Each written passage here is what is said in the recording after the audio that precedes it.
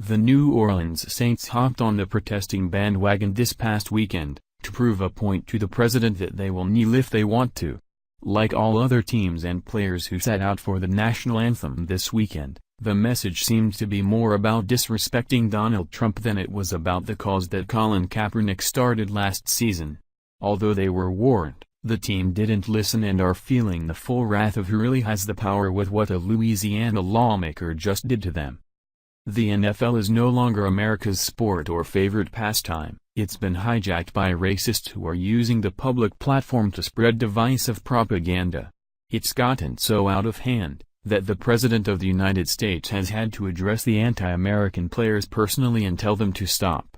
This only fueled their fire and sparked a league-wide protest that consumed every game over the weekend.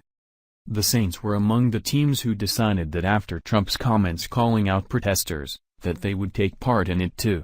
Despite knowing that there's ramifications that come from this, they apparently thought they were above punishment and made their point anyway. Within 24 hours of Saints players taking a knee, Louisiana State Representative Kenny Havard sent his own message to these entitled players, loud and clear. The only thing that can get a player to do what he's paid to do is to take away the one thing that's the most important to them. The NFL commissioner and even the coaches are afraid, or simply refuse, to do it, but one blunt lawmaker is prepared to step up to the plate to do what's long overdue. The very reason the Saints have the privilege and opportunity to play professional football while being paid millions is because someone in uniform died protecting their right to do so, Havard stated after announcing a devastating cut he's proposing. Louisiana State Representative Kenny Havard, R. St. Francisville, said Monday morning that he wants to cut millions in state tax dollars, exemptions, and credits allocated to the New Orleans Saints, the NFL and any of those groups' associated facilities that receive funding, the Advocate reported. Havard's statement didn't specify the amount of state money that he proposed be diverted from the Saints. The NFL, the report continued. According to a 2015 Forbes story, Saints and Pelicans owner Tom Benson was set to rake in an estimated $392 million from state subsidies through 2025. Harvard finally said what everyone else refuses to point out about why this unprecedented move is so important. Disrespecting our national anthem and flag in the name of social injustice is the highest form of hypocrisy, Harvard stated. Our free society made possible by our fighting men and women has made available free education, free lunch, housing and free healthcare and is now be considered socially unjust, he added. It is time the taxpayers quit subsidizing protest on big boy playgrounds.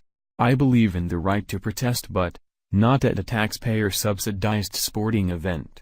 Do it on your own time. There are plenty of disabled children, elderly and veterans in this state that would appreciate the money. Just how painful would this be to the Saints if passed? Well, if you're the team owner, which Tom Benson is, it could be a loss of $392 million. Which is what Forbes projected he benefits from state subsidies through 2025, according to Sarah Palin.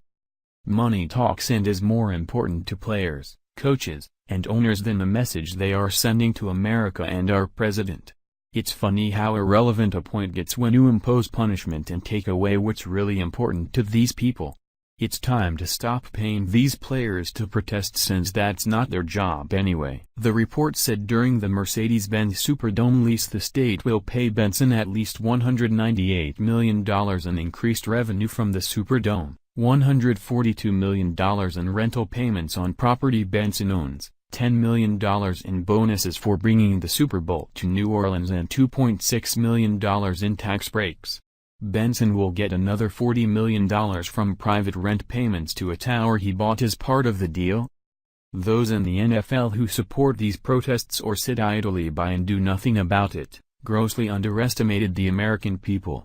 The sports fan base is largely patriotic and a majority of the people in this country side with Trump on his stance, not the leagues, according to a recent poll.